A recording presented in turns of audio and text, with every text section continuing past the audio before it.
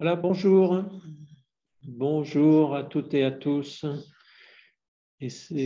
Voilà, bienvenue dans cette deuxième journée de ce travail sur inventer le futur industriel de l'Occitanie. Là, nous nous retrouvons donc avec une quarantaine de participants, en plus de l'équipe d'encadrement qui est ici réunie à l'hôtel de région, et donc une quarantaine de participants à distance pour une matinée qui va être essentiellement tournée vers la réunion de nos idées de mise en œuvre des bonnes pratiques, des bonnes intentions que nous avons entendues hier et mises en lien dans le programme très, très riche que nous avons eu hier. Qu'est-ce que nous avons travaillé? Qu'est-ce qu'il y a eu? Nous avons eu une matinée tournée sur qu'est-ce que l'industrie aujourd'hui? Et en fin de matinée, un travail sur les mots du débat.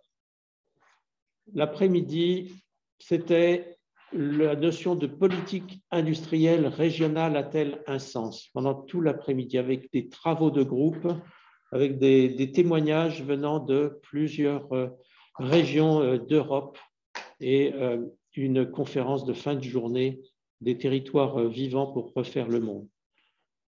Ce matin, on aura 3 ateliers, l'aéronautique, la santé, l'éolien, et on prend le temps de travailler dans ces 3 ateliers pour aboutir en fin de matinée, entre midi et demi, en plénière, comme nous le sommes en ce moment, à une mise en commun de ces 3 ateliers par les 3 personnes que nous avons nommées présidents de ces ateliers. Voilà, ce matin, nous pouvons commencer par un retour sur les idées partagées hier. Bon, c'était tellement dense qu'il y a de quoi faire un livre et il y aura des actes du colloque. Merci à Catherine Deglio-Boileau qui prend des notes et qui fera ses actes de la rencontre dans le mois qui vient. Mais pour commencer, pour s'appuyer dans nos travaux de la matinée sur les idées exprimées hier, nous avons demandé à Lila Ozan, qui est facilitatrice graphique, de bien vouloir choisir elle-même les quelques idées qui, à son avis, ont émergé surtout dans nos travaux d'hier. Alors, ce n'est pas un résumé qu'on va entendre juste maintenant, c'est une sélection de quelques idées, pour ne pas être trop long, qui doivent imprégner nos réflexions de la matinée. Donc, Lila, merci d'avoir fait ce travail. On sait que ça a demandé un peu de préparation en plus de la journée d'hier pour arriver à cette petite sélection d'idées.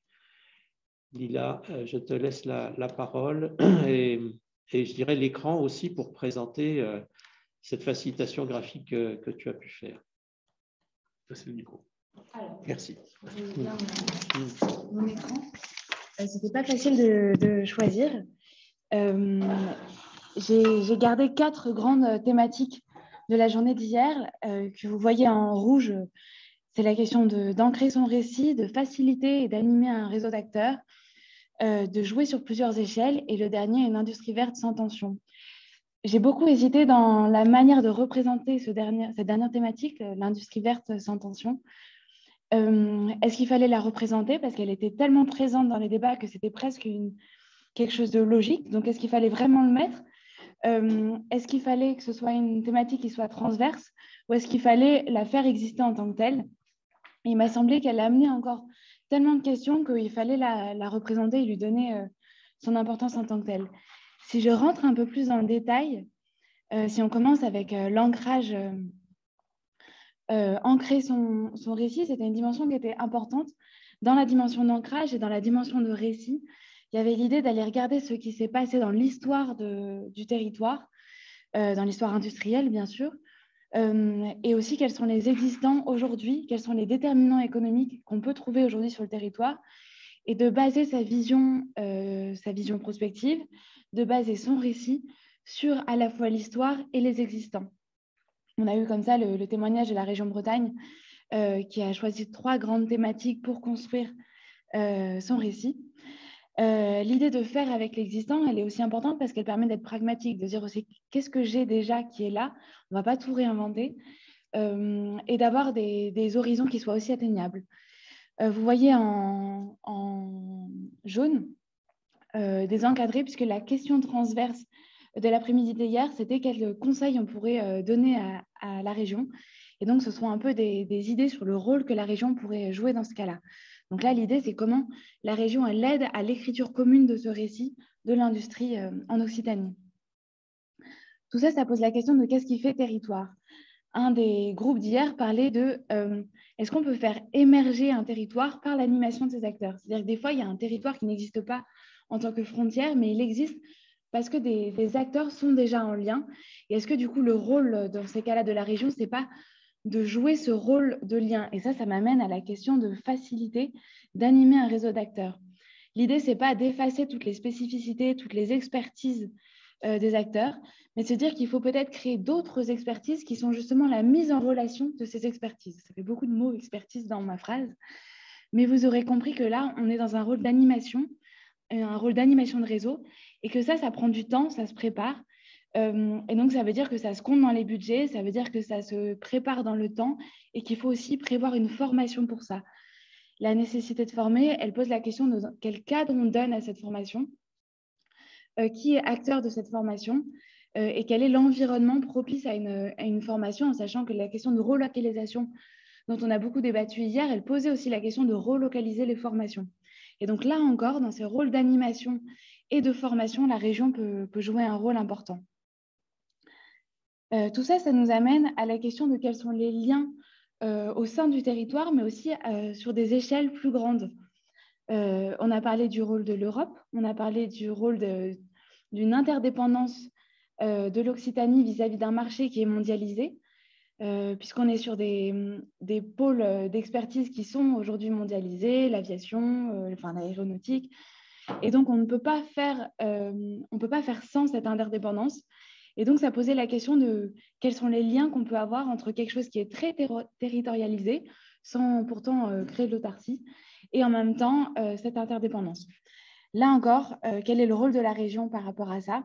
Est-ce que c'est un rôle de cadrage de la concurrence à ces différentes échelles? Est-ce que c'est une mise en lien? Est-ce que c'est un aller-retour entre le local et le global? On était sur toutes ces questions-là hier. Et donc, tout ça, ça nous amène à la question de la mise à l'échelle. Hier soir, on a questionné la possibilité de mettre à l'échelle, c'est-à-dire de partir d'une petite échelle, du très local, et de l'amener à une échelle qui soit plus globale. Et là, il y avait l'idée que c'était peut-être un mythe, puisque les choses ne sont pas transposables telles quelles, parce que ce serait nier les synergies locales qui ne sont pas transposables à une grande échelle, ou pas toujours. Et donc, la question, ce serait de savoir comment on peut emboîter une multitude d'actions locales pour en proposer une cohérence globale. Et donc, ça demande une vision d'ensemble. Et ça m'amène à la question d'une industrie verte sans tension, point d'interrogation, puisqu'il y a déjà une multitude d'actions qui existent, il y a plein d'initiatives qui existent, il y a plein d'innovations qui existent. Et comment on amène une vision d'ensemble de tout ça? Là encore, c'est peut-être un rôle pour la région de valoriser ces actions existantes, puisqu'il ne s'agit pas de tout réinventer à chaque fois, mais peut-être qu'une mise en relation et une valorisation des actions serait bénéfique pour une multitude d'acteurs. Pourquoi le point d'interrogation? Parce que ce n'est pas forcément évident de poser la question de l'industrie, de poser la question d'un passé industriel qui a ses habitudes, qui a ses exigences, de poser la question d'une concurrence qui est forte, avec la question d'une industrie qui se veut verte. Et là, finalement, les tensions, elles ne sont pas tant sur l'objectif, qui est assez commun pour tout le monde. On entend peu de gens dire « non, moi, je ne veux pas que l'industrie soit écologique demain », mais c'est finalement sur la mise en œuvre qu'on a des tensions. Et c'est peut-être, si je peux me permettre, là où moi, je vous invite à se questionner aujourd'hui, puisqu'on va travailler sur des thématiques précises, questionner justement ces tensions que la mise en œuvre de cette industrie verte peut amener. Et je voudrais terminer avec cette phrase qui a été assez forte, qui a été dite hier matin, qui était « La compétitivité sera demain écologique ».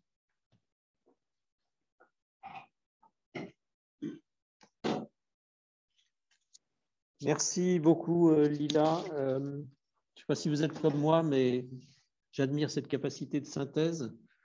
C'est superbe. Et en même temps, comme je l'ai dit tout à l'heure, ce n'est pas forcément complet, mais on ne cherchait pas à être complet. En revanche, si vous pensez que ce serait bien d'ajouter à nos travaux de la matinée une idée, une réflexion, eh bien, vous avez la possibilité juste maintenant de lever la main et on peut vous donner la parole pour compléter. Je vois écrit, cette jeune femme est brillante, bravo.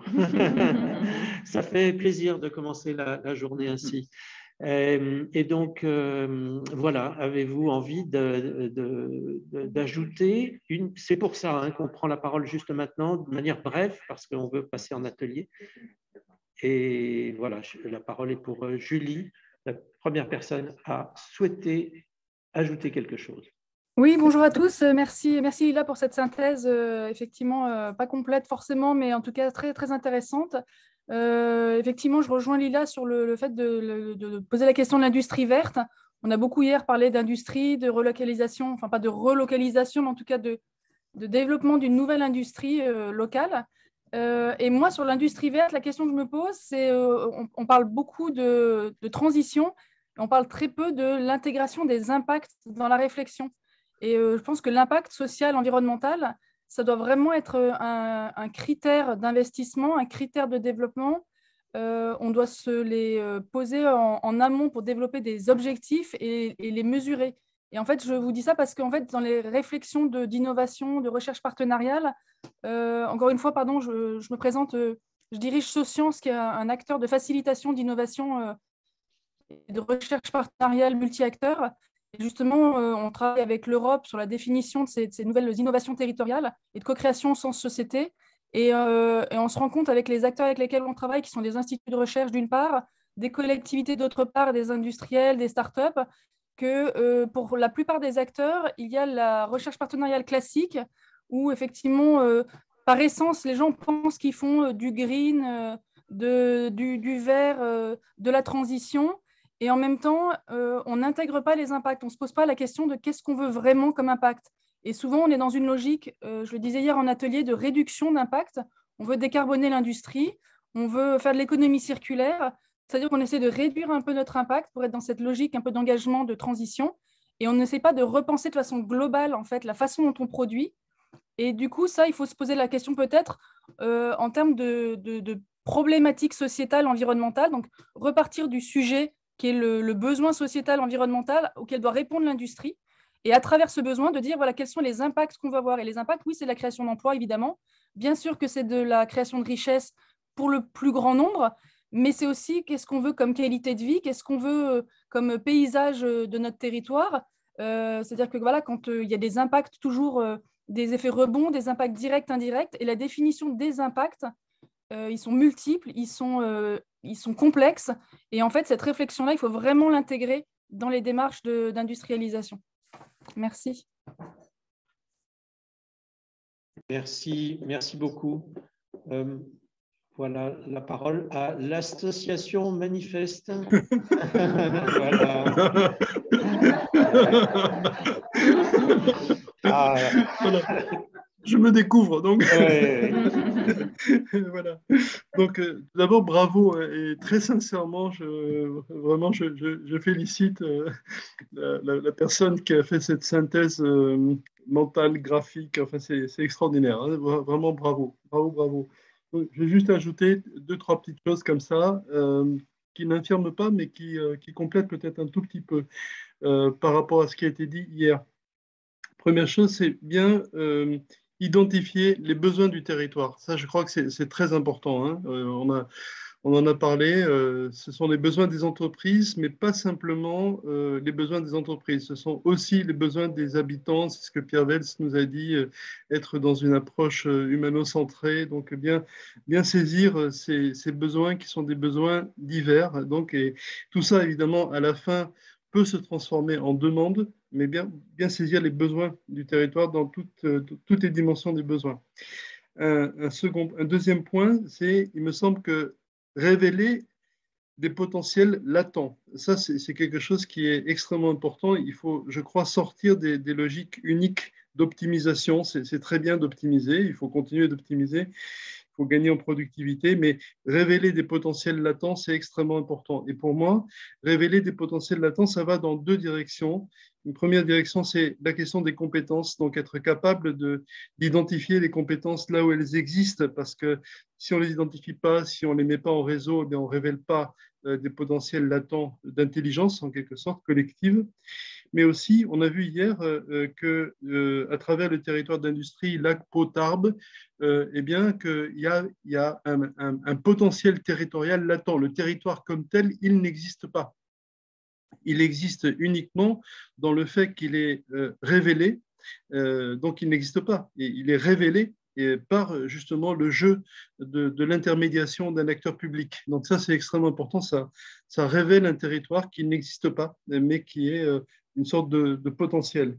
Et la troisième chose que je voudrais dire, c'est en effet, la compétitivité sera écologique ou elle ne sera pas.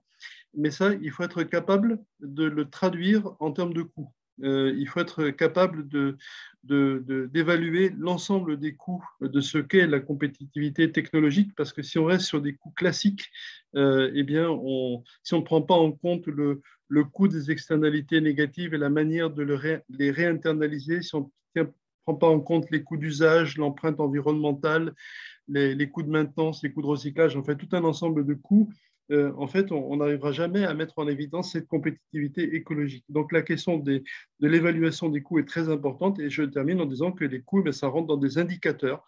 Et donc, il me semble que pour que la politique publique soit en quelque sorte bien documentée, qu'on puisse l'évaluer, qu'on puisse la débattre avec les citoyens, eh bien, il faut mettre en place de nouveaux indicateurs que sont des indicateurs qui seront certainement économiques, mais pas uniquement économiques. Ils seront aussi non économiques, qui tiendront compte du bien-être des habitants, de ce qu'on appelle parfois le bien-être ou le bonheur local brut. Et donc là, je reboucle avec ce que j'ai dit au départ, c'est-à-dire les besoins des habitants, les besoins du territoire. Voilà, merci.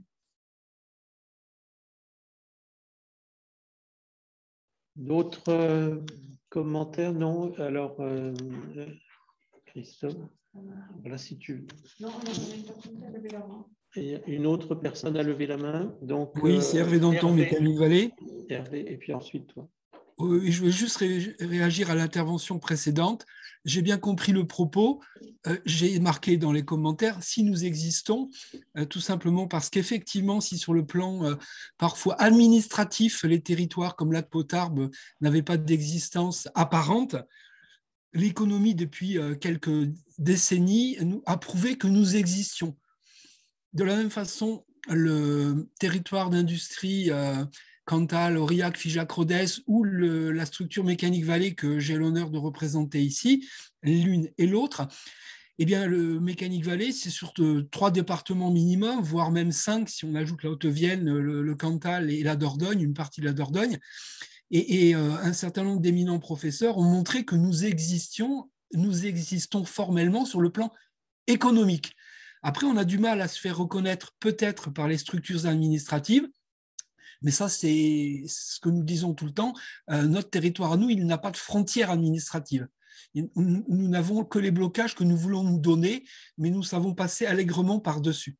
Ce qui n'empêche que nous sommes très attachés à l'Occitanie, comme nous sommes très attachés à la Nouvelle-Aquitaine, ça c'est pour les commentaires de hier, et aussi Auvergne-Rhône-Alpes, dont on entend peu parler, et qui pourtant, pour le nord de l'Occitanie, est extrêmement présent.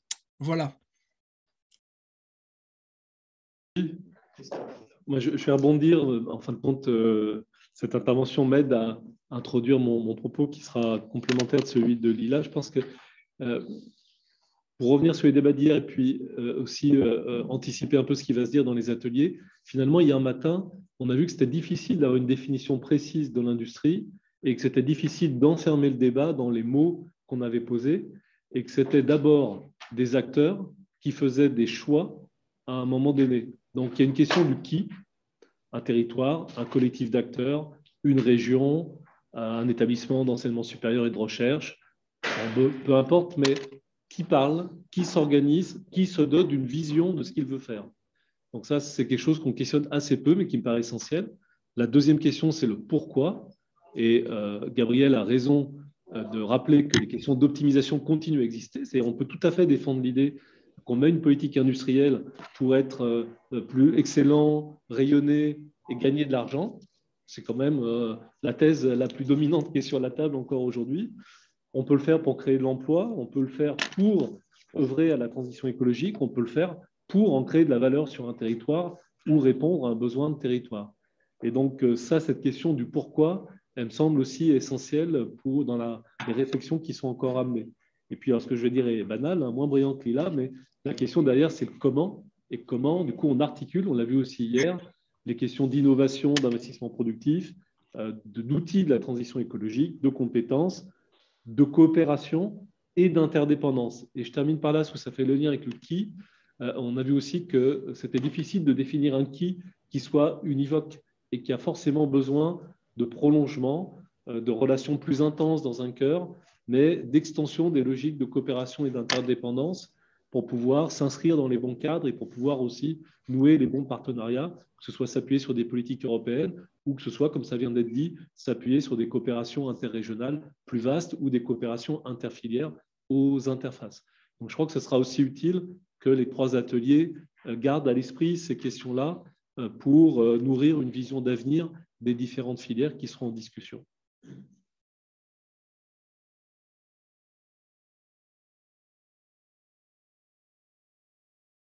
Merci Christophe. Et donc, il est temps maintenant de partir dans les ateliers munis de toutes ces réflexions. Et pour cela, je vous propose d'entendre Brigitte Geoffriot, donc on sait directrice régionale de l'économie et de l'innovation pour la région, et qui va donner maintenant ses attentes, puisque c'est elle qui nous a invités à réfléchir, à travailler ensemble. Brigitte, quelles sont vos attentes sur ce travail de la matinée? Alors, le masque. Le masque. Donc, bonjour à toutes et à tous. Les attentes de la matinée.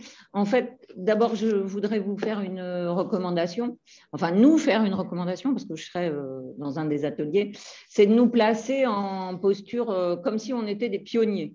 En fait, on a un sujet qui est inventer le futur industriel de l'Occitanie. Je l'ai dit hier matin en introduction. L'industrie en Occitanie existe aujourd'hui et nous préparons le futur. Le futur se prépare chaque jour, les politiques régionales œuvrent dans ce domaine-là. Et donc, quelle est la place de ces ateliers dans finalement tous ces travaux qui se conduisent autour de l'avenir de l'industrie? C'est en fait un temps privilégié autour de 3 domaines que sont l'aéronautique, la santé et l'éolien en mer. C'est un temps privilégié pour se placer en pionnier à l'aune de toutes les réflexions qui ont drivé notre travail d'hier et donc de faire un pas de côté, de se dire on est en train d'inventer le futur industriel de l'Occitanie, on y contribue à notre modeste place, mais on peut y contribuer en décalant un peu certaines approches, comme on l'a vu hier. Et moi, j'ai envie de vous inviter à vous placer résolument dans cette posture pionnière en liant mondial territorial, parce qu'on sait que l'Occitanie se caractérise dans sa politique industrielle par une présence de grands groupes qui sont rattachés à des stratégies mondiales qui dépassent largement le territoire de l'Occitanie, et en même temps un très grand attachement au territoire régional, aux PME, aux TPE qui constituent ce tissu économique. Et tout le monde est embarqué dans la préparation de l'avenir, un avenir qui parfois est vécu comme un danger compte tenu des risques écologiques, des risques écologiques. Et donc, plaçons-nous, et je sais que dans chacun des domaines, en fait, on prépare le futur et on se pose cette question de la viabilité pour l'humanité et de la viabilité pour ces secteurs industriels avec une forte volonté de transformation. Donc, se placer résolument dans une posture pionnière, liant global territorial, industrie, écologie et humanité, industrie, écologie. Voilà, donc un exercice où on se décale un peu par rapport aux exercices classiques de construction de politique publique dans le domaine industriel, mais qui va bien sûr s'inspirer de tous les travaux que chacun et chacune de vous conduit déjà. Et les attendus seront livrés dans le livrable qui va faire la synthèse de cette université territoriale et vont nourrir les travaux du futur schéma régional de développement économique, la future stratégie régionale emploi-croissance, et puis peut-être donner naissance à l'issue de cette université territoriale à un groupe de travail, un collectif de travail tel qu'il est là aujourd'hui, pour poursuivre cette émulation, cette réflexion autour de l'avenir industriel de l'Occitanie. Merci. Voilà, eh bien, il est temps maintenant de rejoindre les ateliers. Je pense que tout le monde est revenu dans la salle commune, hein, tous les groupes sont là. Donc, on a donc une vingtaine de minutes pour faire la restitution des différents groupes et puis donner la parole à Brigitte Cheffriot pour la conclusion. Donc, le cahier des charges qui vous était fixé pour chaque groupe, c'était à la fois d'éclairer une vision à 15 ans que votre collectif avait pu ébaucher et puis de mettre en avant des chemins d'action, des propositions, des enjeux critiques sur cette trajectoire possible vers cette vision à 15 ans. Donc, on va vous donner la parole chacun pour 3 minutes. Oui, hein, pour 3 minutes de synthèse pour chacun des ateliers. Donc, l'atelier numéro 1 était celui sur l'aéronautique. Donc, je laisse la parole à la personne qui rapportait. Merci. On a eu des débats très, très riches ce matin, donc beaucoup d'éléments à transmettre. Je pense qu'on aura aussi l'occasion de poursuivre ces échanges avec le groupe de travail, puisqu'on a vraiment tous trouvé que ce moment de partage était particulièrement riche dans la réflexion que l'on souhaite mener sur cette transformation de la filière. Donc la vision à 15 ans pour cette filière aéronautique, c'est d'abord une industrie aéronautique qui devienne de plus en plus agile et qui réponde aux besoins sociétaux et aux besoins des territoires. Il y a une vision de fragmentation du secteur. On voit apparaître aujourd'hui des constructeurs et des constructeurs donc sur des petits aéronefs donc qui viennent effectivement s'inscrire dans un marché qui était essentiellement porté par des gros acteurs de type Airbus ou Boeing. Et donc, effectivement, cette fragmentation va amener de l'agilité au secteur et diversifier les services fournis donc dans le cadre de cette mobilité aérienne. Deuxième point, c'est l'inscription de la filière aéronautique dans l'ensemble des mobilités qui sont offertes aujourd'hui donc aux personnes, enfin aux individus, aux citoyens pour se déplacer et donc raisonner effectivement de manière plus intégrée, en intelligence avec les autres moyens de transport qui existent aujourd'hui au sein d'un pays ou de manière plus internationale sur les intercontinentales. Donc, ce point, effectivement, de la multimodalité et de réflexion d'intégration au sein des autres moyens de transport est effectivement quelque chose qui a été aussi mis en avant. Troisième point, le sujet de la collaboration, de la coopétition des acteurs pour refonder en fait une aéronautique responsable, en essayant d'intégrer en fait l'ensemble des utilisateurs au centre du co-développement et des réflexions, et de mettre en place des méthodes collaboratives de co-construction. Pour ça, donc au niveau des leviers, donc on a des leviers bien évidemment qui sont financiers, puisqu'on est sur un caractère très capitalistique de cette transformation de l'avion aujourd'hui, et puis des leviers en termes de formation et de compétences pour effectivement disposer des ressources humaines qui vont nous permettre d'accéder à cette transformation. Un autre point important qui est la représentation sociale et le dialogue démocratique qui est essentiel donc, dans cette transformation, en impliquant en fait la société et en permettant aussi d'avoir une dimension éducation et de faire en fait de cette transformation de l'aviation un projet social autour duquel effectivement dialoguer avec l'ensemble des citoyens. Merci, super. Le groupe numéro 2, donc c'est le groupe sur la santé, bioproduction, biothérapie, avec Madame Doumen. Alors, un groupe aussi où il y a eu de nombreuses idées partagées. On en a relevé 4. Donc, être visionnaire et surtout donc, avoir une vision commune et partagée entre les entreprises et le monde académique au travers d'une stratégie de conquête et moins de défense ou de suiveur, comme on l'a aujourd'hui, et une fusion aussi des compétences sur les biothérapies sans opposer en fait les différentes biothérapies. Il faut en fait avoir une exploration large des sujets. Le deuxième point, c'était développer et favoriser les partenariats basés sur la confiance, donc entre les startups qui sont agiles et innovantes et les industriels pharmaceutiques qui ont les capacités et les moyens. Et aussi donc les plateformes académiques, donc en promouvant cette culture de l'industrialisation. Avec donc une difficulté qu'on a partagée ensemble, c'était la disparition de l'industrie pharmaceutique en France. Et du coup, comment travailler avec les big pharma.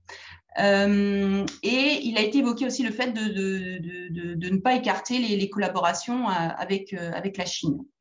Le troisième point, c'est un lobbying au niveau européen pour accroître d'une part la visibilité de la région en termes de bioproduction et de biothérapie, en prenant les exemples aujourd'hui qui marchent plutôt bien de la Belgique et de la Catalogne, et aussi sur ce lobbying au niveau européen, et donc des infos qu'on peut retirer aussi de Bruxelles par rapport à la captation de financement. Le dernier point, c'est le point sur les synergies entre les politiques nationales et régionales. Donc, il a été demandé fait une meilleure coordination des actions État-région et une concertation sur les dispositifs. Il a été aussi demandé un allègement du cadre trop rigide, notamment sur le point réglementaire. Et puis donc des besoins de financement du secteur important en haut de bilan, mais aussi de financement global, avec des acteurs de financement public qui sont un peu aujourd'hui qualifiés de frileux.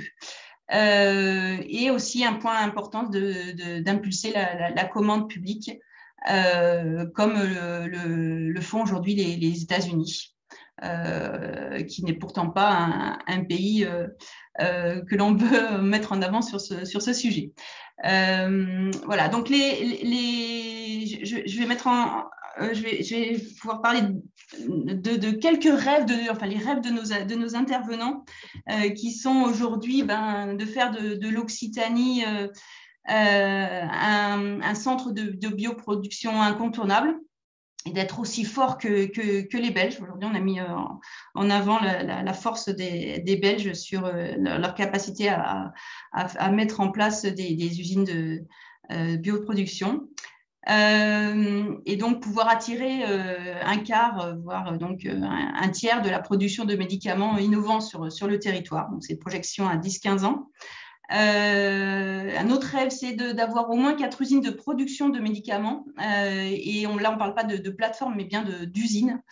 Et puis de pouvoir, en Occitanie, produire 5 médicaments. Donc, pour ce faire, il faudra absolument qu'il y ait des partenariats. On parlait de partenariats triptyques entre le monde académique, les pharma et les PME.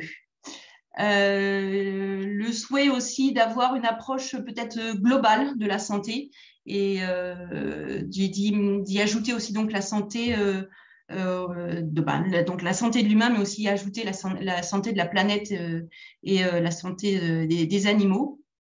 Et puis donc peut-être aussi donc une autre piste, c'est d'associer les big pharma dans la gouvernance actuelle de la filière.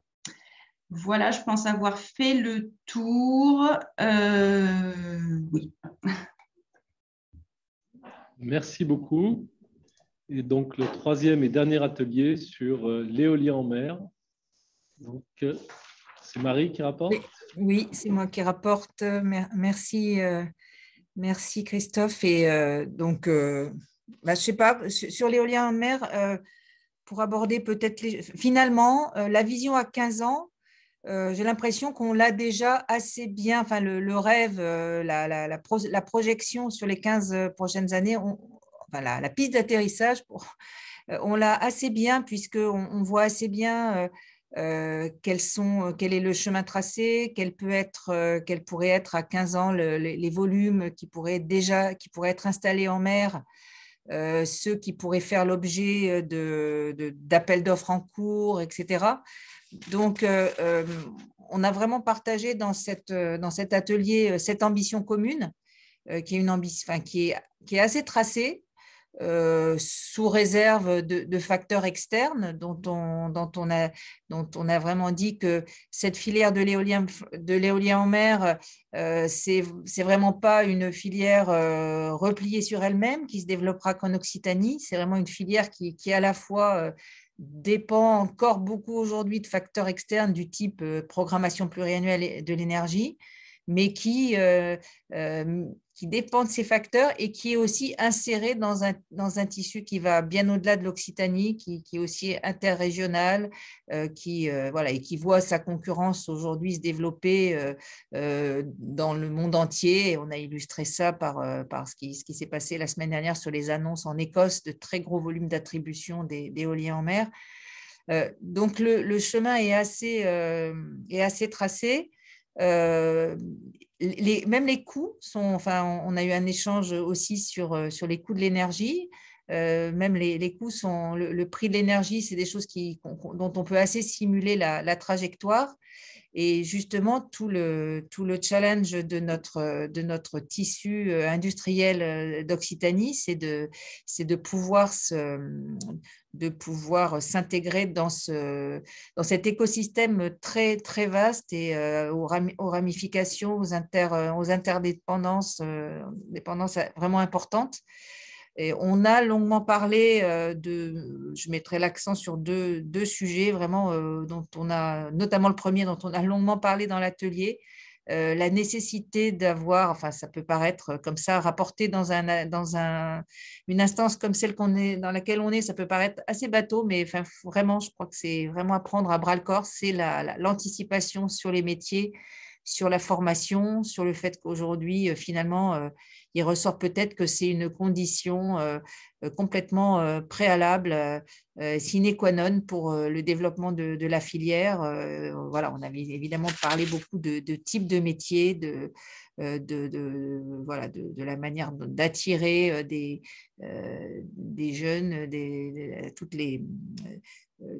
vers cette filière, sur des métiers de qualification type chaudronnerie, soudure, etc. On a parlé longuement de ça.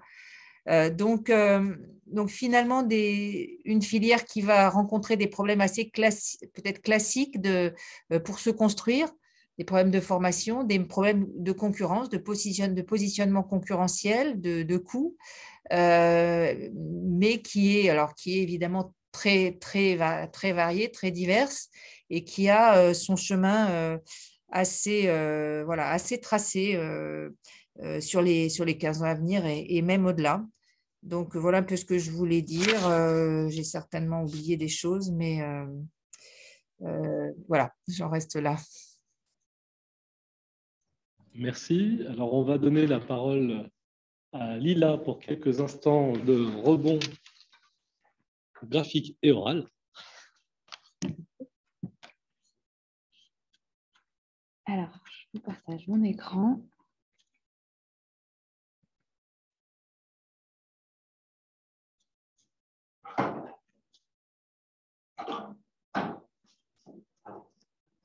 Alors, je n'ai pas eu le temps de dessiner ou de mettre des liens entre les éléments. Là, ça allait vite, mais donc il y a quand même les idées, les principales idées, je l'espère, sont là.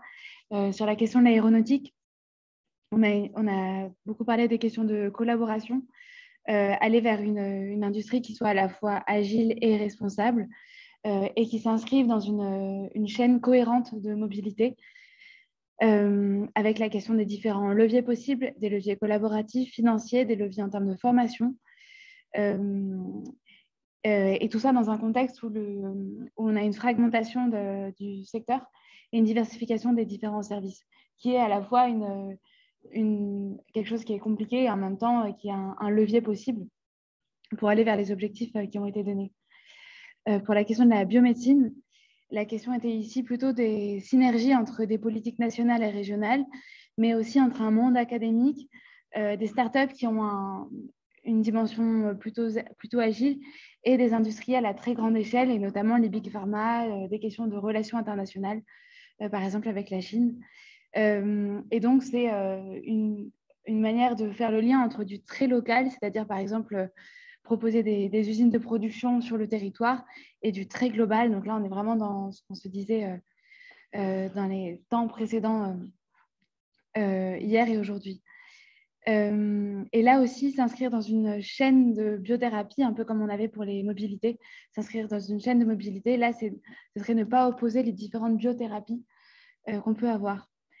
Et pour la question de l'éolien, il y avait un état des lieux qui est que finalement, l'ambition commune, elle est déjà assez claire, avec une connaissance à la fois de l'écosystème, des différents enjeux concurrentiels, une connaissance des trajectoires de coûts, et en même temps une connaissance des questions, notamment comment attirer ces nouveaux professionnels sur le territoire. Donc, ça pose les questions d'attractivité du territoire, les questions de mobilité, d'accès à l'emploi peut-être de formation, mais on peut imaginer aussi sur les questions de la vie courante, au-delà de l'emploi en lui-même. Voilà. Super, merci. Moi, je vais rajouter de manière très courte 3.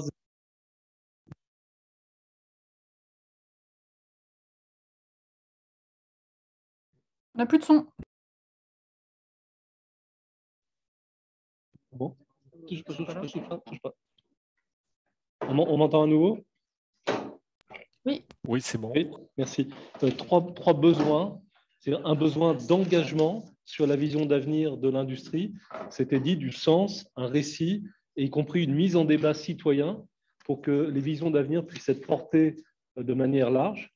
Un besoin de se relier, d'avoir un ancrage territorial, de la mobilisation de la stratégie, et de se choisir des partenaires d'autres régions ou en Europe et de porter cette vision aussi au niveau national et au niveau européen.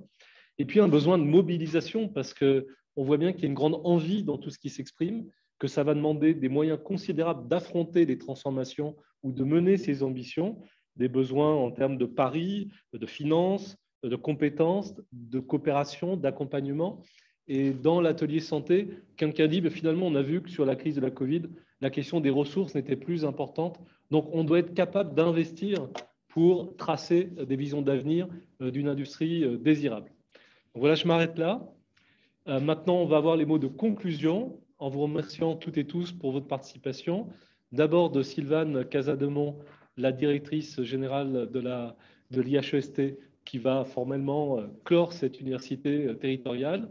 Et puis un mot de Brigitte Geoffriot sur les enseignements qu'en tire la région et surtout les prolongements que la région pourra donner à ce travail. Sylvane, tu as la parole.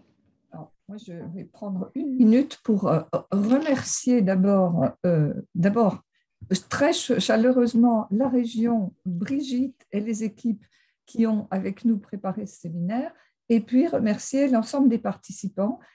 Comme d'habitude, moi je suis toujours, alors que je suis une adepte de l'intelligence collective, je suis toujours étonnée de voir à quel point un groupe peut, en très peu de temps, faire une analyse et sortir des propositions dont certaines sont disruptives, d'autres sont plus classiques, mais c'est absolument normal. Donc, un grand merci et j'espère que tous, vous pourrez continuer d'une manière ou d'une autre ce travail de réflexion pour promouvoir la région Occitanie et l'industrie, les nouvelles industries et les nouvelles approches économiques dans la région Occitanie. Bravo et merci à tous. Okay. Merci beaucoup. Merci Sylvane. Merci à toutes et tous de votre activité, participation à cette université territoriale. Juste en conclusion, je vais proposer à l'exécutif régional que le titre de l'université, c'est inventer le futur industriel de l'Occitanie, fasse l'objet je vais dire une marque, mais fasse l'objet d'un engagement pour différents travaux qui vont se conduire par la suite. Je pense que proposer à des jeunes dans des lycées, dans des campus des métiers ou campus des métiers d'excellence, de travailler autour d'inventer le futur industriel de l'Occitanie serait une façon de convaincre des jeunes de pouvoir s'orienter vers des métiers et d'acquérir des compétences dont nous avons besoin pour inventer ce futur industriel de l'Occitanie. Marie le soulignait par rapport à l'éolien, on le souligne dans l'aéronautique, dans la santé, mais si on rend plusieurs types de populations, dont les jeunes, propriétaires de cette invention du futur industriel de l'Occitanie, on a des chances d'abord, d'innover, d'être un peu plus agile sur ces questions de compétences et d'orientation où on a beaucoup de mal, en fait, en utilisant les systèmes classiques à convaincre. Et donc, faire des concours autour de inventer le futur industriel de l'Occitanie avec des jeunes lycéens, des jeunes étudiants, des professionnels en reconversion, des salariés en reconversion, et puis poursuivre le travail que nous avons conduit dans les ateliers. C'est également ce que je proposerai à l'exécutif régional, parce qu'il me semble qu'avec les démarches que nous engageons, la région, là, dans les 6 mois qui viennent, l'adoption des schémas régionaux de développement économique, d'enseignement supérieur recherche, d'emploi et de formation, le fil rouge de l'industrie est un fil rouge essentiel pour l'avenir. On l'a vu au cours de cette journée et demie. Et donc, je proposerais que les groupes de travail, enfin les ateliers de ce matin, puissent être une forme de think tank associés à ces travaux-là.